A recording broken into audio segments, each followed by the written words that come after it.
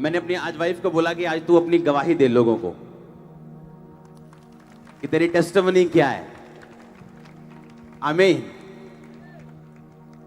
Hallelujah church, hallelujah. तो कितने जन तैयार हैं परमेश्वर की महिमा जो मेरे जीवन में हुई उसे सुनने के लिए? मैं आपको बताना चाहती हूँ कि परमेश्वर जो महिमा में परमेश्वर है वो दयावान है।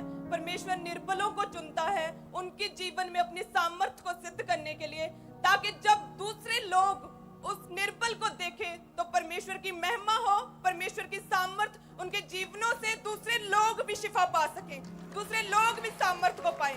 आमीन।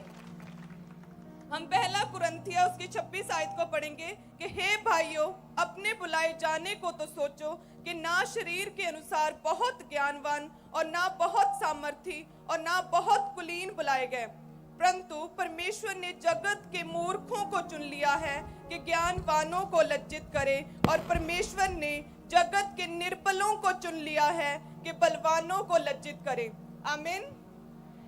मैं आपको बताना चाहती हूँ, अपनी जिंदगी की एक बहुत ही बड़ी गवाही देना चाहती हूँ कि मैं अपनी जिंदगी में जब मैं पढ़ रही थी तो मैं बहुत ही पैशनेट थी अपनी स्टडी के लिए। मैंने पहले ग्रेजुएशन की, उसके बाद मैंने PGDCA किया, उसके बाद मैंने MSc IT की, लेकिन इतना पढ़ी लिखी होने के बावजूद भी मुझ में एक बहुत ही बड़ी कमी थी, एक कमजोरी थी, एक निर्बलताई थी कि मैं किसी के सामने बोल नहीं सकती थी, मैं किसी के सामने अपने वर्ड्स को एक्सप्रेस नहीं कर सकती थी। इवन कि मैं अपने स्कूल में अपने टीचर्स के सामने जब जाती थी तो उनके पास जाकर धीरे से बोलती थी कि मैम प्लीज मुझे कुछ भी खड़े होकर बोलने के लिए मत बोलिएगा, क्योंकि मुझ में इतना हियाब नहीं है, मैं इतनी शाई हूँ कि मैं किसी के सामने बोल नहीं सकती। इवन के 30 स्टूडेंट्स 25 स्टूडेंट्स के सामने भी मुझ में इतना बल नहीं था कि मैं उनके सामने कुछ बोल सकूं। और टीचर्स पूछते थे कि क्या प्रॉब्लम है, क्या बात है, मैं उस समय कुछ नहीं बता पाती थी क्योंकि मैं बहुत ही शाई थी। और ऐसा ही चलता रहा, स्कूल, कॉलेज, उसके बाद यूनिवर्सिटी में मैं पढ़ती रही, बहुत पढ़ी, लेकिन इस पढ़ाई का, इस स्टडी का कोई फायदा नहीं हुआ, क्योंकि जो ज्ञान पर हमें परमेश्वर देता है, चाहे वो स्टडी के थ्रू हो, वह तभी दूसरों के जीवन में काम करता है जब हम बोल के दूसरों को समझा पाते हैं। क्योंकि उद्धार के लिए मुंह से अंगीकार किया जाता है, डिलीवरेंस के लिए भी मुंह से अंगीकार किया जाता है, लेकिन मेरी जिंदगी की ये सबसे बड़ी शर्मिंदगी और निर्बलताई थी कि मैं बोल के किसी से कुछ भी नहीं कह सकती थी, मैं खड़ी होकर लोगों में कुछ भी नहीं कह सकती थी, मैं इतनी कमजोर थी अंदर से। लेकिन और जब ये टीचर के पास जब नए क्लास में जाती थी तो टीचर को स्पेशल मिलती थी ये कि आप मुझे कोई भी ड्यूटी दे दो क्लास में, लेकिन मुझे खड़े होकर बोलने के लिए कुछ नहीं कहना, क्योंकि मैं बोल नहीं पाती हूँ, मेरे अंदर पता नहीं क्या चीज प्रॉब्लम है कोई। और ये प्रॉब्लम लगातार चलती रही, लेकिन जब मैंने मसीह को जाना, जब परमेश्वर का मसीह में कैसे आया वो बताओ। मैं, जैसे मेरा पूरा परिवार मसीह में था और वो मुझे परमेश्वर के विषय में बहुत बताते थे कि परमेश्वर सर्वशक्तिमान है, वो इतने चमत्कार करता है, वो एकमात्र जीवित परमेश्वर है, उसके पास जाएं, हम चर्च जाते हैं, लेकिन मैंने उनकी बातों का कभी भी विश्वास नहीं किया था। मैं परमेश्वर की विरोधी थी उस वक्त, मैं परमेश्वर का विरोध करती थी, मैं उदो बिल्कुल भी परमेश्वर ਨੂੰ ਜਾਣਦੀ नहीं ਸੀਗੀ और परमेश्वर ਦਾ विरोध करती सी। अपने पेरेंट्स ਦਾ बिल्कुल भी जो चमत्कारां ਦੇ ਵਿਸ਼ੇ जो परमेश्वर ਦੇ वचन ਦੇ ਬਾਰੇ ਦੱਸਦੇ ਸੀ, मैं बिल्कुल विश्वास नहीं सी करती। लेकिन एक दिन परमेश्वर ਦੀ अद्भुत कृपा हुई कि ईस्टर वाले दिन ਜਦੋਂ मेरी पूरी फैमिली तैयार हो रही सी प्रभु के घर जाने के लिए, और तब ये खामरा चर्च को जानते भी नहीं थे ये पूरा परिवार, या तब मैं अपने मेंटर और आपके फादर को बिल्कुल नहीं जानती थी। तो उस वक्त सभी पूरी फैमिली तैयार हो रही थी और मैं ऐसे ही लेटी हुई थी, क्योंकि मैंने तो चर्च में जाना नहीं था, मैं आराम से लेटी थी कि आज छुट्टी है, संडे का दिन है। तो एकदम से परमेश्वर के आत्मा की सामर्थ मेरी बॉडी पर उतरी और उसी वक्त मेरी पूरी बॉडी पाताल में धंस गई। उसी समय सुनो और सुबह के 6 बजे थे और पूरी बॉडी मेरी पाताल में धंस गई और मेरी आंखें खुली थी, मुंह खुला था, मेरे पेरेंट्स मेरे सामने तैयार हो रहे थे, लेकिन मैं कुछ भी बोल नहीं पा रही थी उस वक्त। और ऐसे ही चलता रहा कुछ सेकंड, उसके बाद धीरे धीरे मेरी बॉडी पाताल से ऊपर पृथ्वी के ऊपर आई, मैं अपने बेड के ऊपर फिर से लेट गई और उसके बाद मेरे कानों में आवाज आने लगी कि परमेश्वर तुम्हें बहुत प्रेम करता है, परमेश्वर ने तुम्हें चुना है अपनी महिमा को दिखाने के लिए, परमेश्वर ने तुम्हें चुना है अपनी सामर्थ को लोगों में सिद्ध करने के लिए। परमेश्वर तुम्हें बुला रहा है, कम ऑन बेटी, कम टू मी बेटी, मेरी प्रिय बेटी मेरे पास आ। ऐसी आवाजें मेरे कानों में आने लगी और मैं सरप्राइज्ड और शॉक्ड थी। और जैसे ही मैं नॉर्मल हुई, कानों से आवाजें बंद हुई, उसी वक्त मैंने अपने पेरेंट्स को बताया। और वो ईस्टर का दिन था जब मैं पहली बार परमेश्वर की हुजूरी में, परमेश्वर की प्रेजेंस में और परमेश्वर के घर में गई थी। पहली बार चर्च जब गई थी, ईस्टर वाले दिन गई। वो ईस्टर का दिन था और उस दिन के बाद मेरी लाइफ ट्रांसफॉर्म हो गई, टोटल लाइफ चेंज हो गई। जब मैंने मसीह को जाना तो मेरी जिंदगी की सबसे बड़ी कमजोरी, सबसे बड़ी निर्बलताएं, जो मैं अपनी जिंदगी की सबसे बड़ी शर्मिंदगी समझती हूँ कि इतना पढ़ने लिखने के बावजूद भी मैं किसी से बात नहीं कर सकती थी, वो कमजोरी मेरी जिंदगी से दूर हो गई। आज ना केवल इस चर्च के लोग, गुरदासपुर ब्रांच के लोग, ऑनलाइन चर्चों में, बल्कि ऑनलाइन लाखों लोग आज मुझे सुन पा रहे हैं। हालेलुया। उसी तरह से जिस तरह परमेश्वर ने अपने महिमा में, परमेश्वर है, अपनी महिमा के धन में से परमेश्वर ने मुझे ये दान दिया कि अपनी आत्मा से भरकर परमेश्वर ने मेरी इनर प्रॉब्लम्स को, मेरी इनर बॉडी में अपनी स्ट्रेंथ को मेरे जीवन में डालकर मुझे अपना बल दिया है। उसी तरह से और जब ये चर्च जाना शुरू हुए थे तो इनके पास, इनके फैमिली के पास किराया नहीं होता था कभी भी। यस, हम फाइनेंशियली इतने सिक थे, इतने गरीब थे, इतना निर्धन परिवार था, इतनी बीमारियों परेशानियों में थे, लेकिन कोई भी बीमारी, कोई भी पैसे की तंगी, कोई भी शर्मिंदगी हमें परमेश्वर से कभी भी दूर नहीं कर पाई थी। हम पवित्रता में खड़े रहे, परमेश्वर के वचन पर खड़े रहे। और मैं बताना चाहती हूँ कि जब चर्च आते थे तो इतना किराया भी नहीं होता था कि हम चर्च के लिए जो 100-120 रुपए उस वक्त किराया था कि हम वो पे कर पाएं। हमने गांव का एक भी दुकान, जिसे बोलते हैं मनियारी की दुकान, जहां पर सभी बिस्किट्स, नमकीन वगैरह मिलते हैं, कोई भी दुकान, कोई घर नहीं छोड़ा था जिनसे हमने पैसा ना मांगा हो। सिर्फ चर्च आने के लिए, सिर्फ चर्च आने के लिए।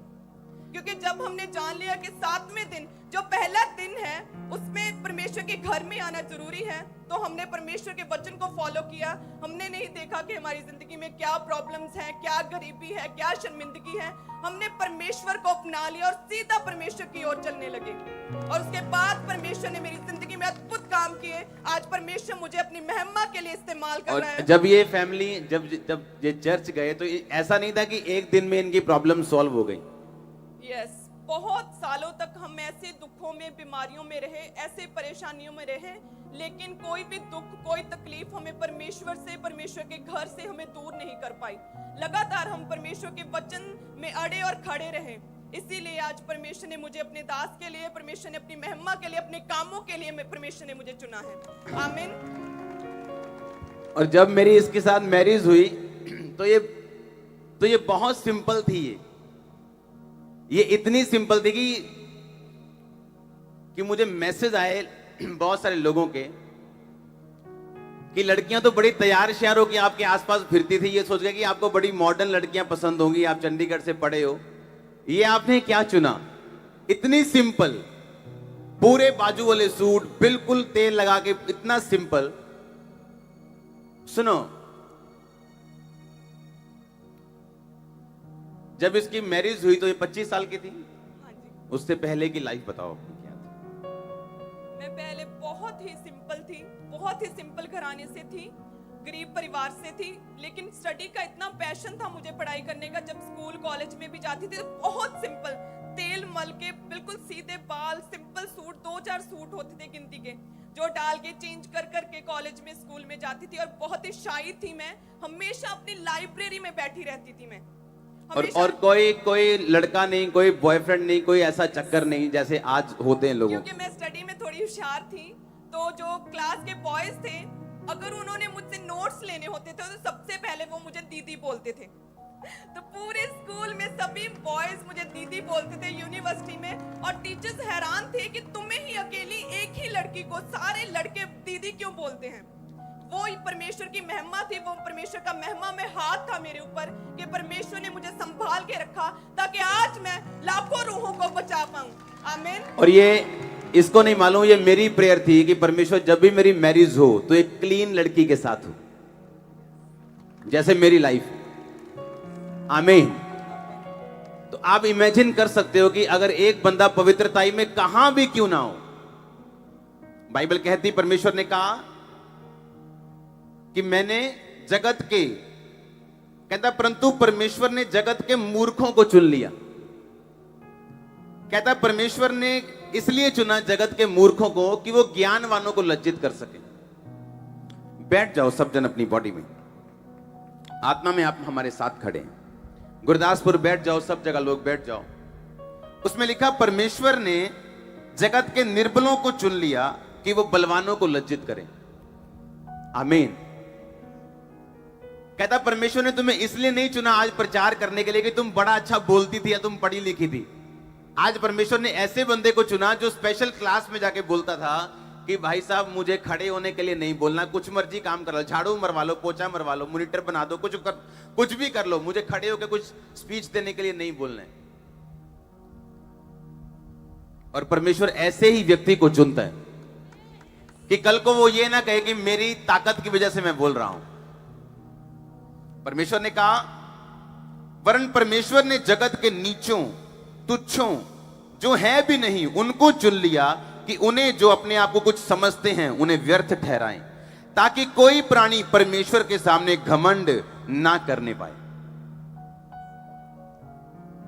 आप में से कितनी बहनें यहां पे होंगी जो आज गरीब होंगी? कितने भाई यहां पे होंगे जो गरीब परिवार से होंगे? तो आपके स्पिरिचुअल मदर की टेस्टिमनी आपके लिए एक ब्लेसिंग है कि आप कहीं से भी खड़े हो सकते हैं। आपकी गरीबी मायने नहीं। इमेजिन करो, इनके घर रिश्तेदार जब आते थे तो बोलते थे कैसे हो तुम, तो क्या जवाब देते थे आपके फैमिली जो थी?